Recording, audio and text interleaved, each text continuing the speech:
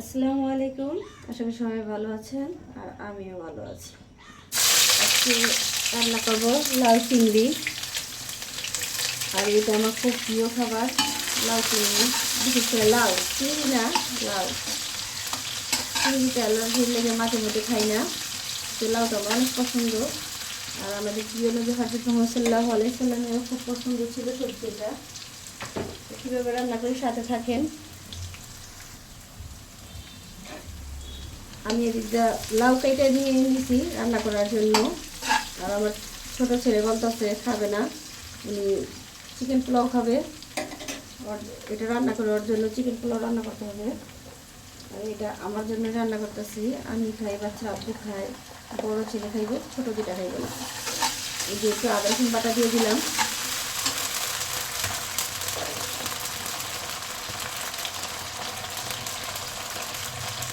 চিংড়ি মাছ মাঝে সাইজে, বড় চিংড়িতে ছোটো চিংড়িতে ভালো লাগে।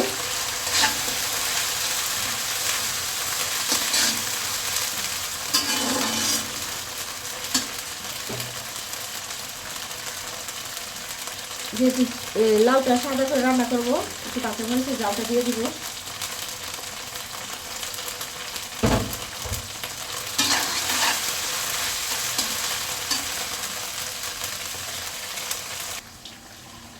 আমি চিংড়ি মাছ রান্না করলে আদা রসুন দিই না, যেহেতু এখানে লাউ রান্না করবো, লাউ কিন্তু একটু আদা রসুন দিতেই হয়। এখানে যে আমি আদা রসুনটা একটু বাইকে নিয়েছি, যে এখন একটু হালকা পানি দিয়ে দিই, একটু ফুটে আসবে। আর আমার রান্না করতে ভালো লাগে, এই যে হালকা হলুদ দিয়ে দিলাম,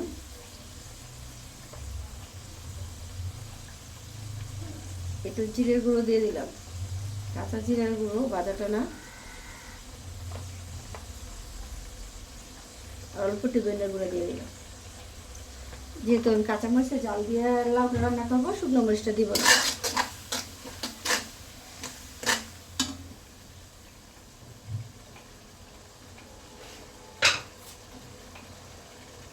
আর স্বাদ মতো লবণটা দিয়ে দিলাম। লবণটা অল্পই দিতেছি, কারণ লাগলে পরে দিই, কিন্তু বেশি হয়ে গেলে দেওয়া যায় না। এখন এটা কষাই নিব ভালো করে। এই তো আমার ভালো করে কষানো হয়ে গেছে। এখন লাউ দিয়ে দিব। আর লাউ ছোটো করে একটা আলু দিয়ে দিছি।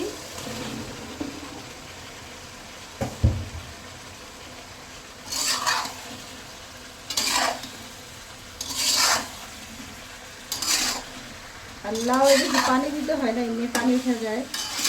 একটু ভালো করে কষাইয়া চুলার আঁচটা একটু কমাইয়া ঢাকনা দিয়ে রেখে দিলেই পানি উঠে যাবে। আর অনেকে বলতে পারে লাউ চিংড়ি একটা ভিডিও দেওয়ার কোনো প্রয়োজন ছিল নাকি, মানে যারা পরিচিত একটু ডং করে বলতে পারেন। কিন্তু আমি যেহেতু রান্না করি, রান্না ভিডিওতে ছাড়ি, তাই আমি চেষ্টা করি ভালো রান্না করলে ভালোই রান্না করব। আর আমি মনে করি এটা ভালোই, মানে মাংসের থেকে, মুরগির থেকে, গরুর মাংস থেকে এই লাউ চিংড়িটা অনেক ভালো। রান্নার মতো রান্না করতে পারলে ভালোই লাগে। তো এখন ঢাকনা দিয়ে রেখে দিব, সাথে থাকেন।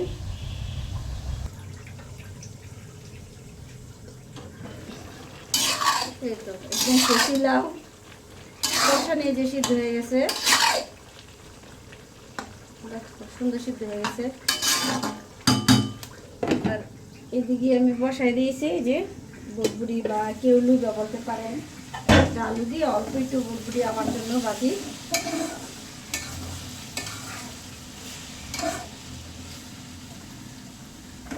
এটা হয়ে গেছে। এখন আমি লাউতে সামান্য অল্প একটু পানি দিয়ে দিব, হালকা, যেহেতু আর একটু হালকা সিদ্ধ হবে। আর লাউ বেশি উপকরণ লাগে না, অল্প মশলা দিয়েই সুন্দর লাউ রান্না হয়ে যায়।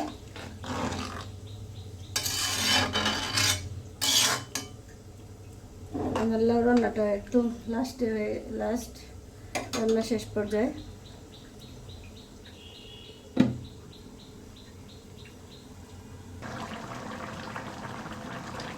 এই তো আমার রান্নাটা হয়ে গেছে। আর এখানে পোলাও লেগে গরম পানি বসাই দিলাম। আর আমার জন্য রাইস কুকারে অল্প একটু ভাত বসাই দিব, যেহেতু ছেলেদের জন্য পোলাও করবো। বেশিরভাগ সময় এই কাটে আমার রান্না করে, আর বাচ্চাদের মাদ্রাসা মিলে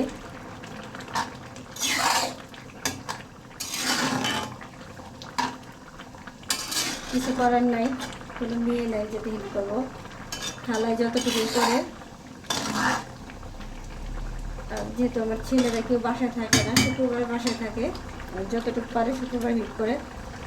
চেষ্টা করি ছেলেদের ভালো মন্দ রান্না করার জন্য, পছন্দের খাবার রান্না করার জন্য। তো সবাই অনেক দোয়া করবেন আমার ছেলেদের জন্য। আর অবশ্যই আমার রান্নাটা ভালো লেগে থাকলে আমার চ্যানেল থেকে ঘুরে আসবেন। আল্লাহ হাফেজ।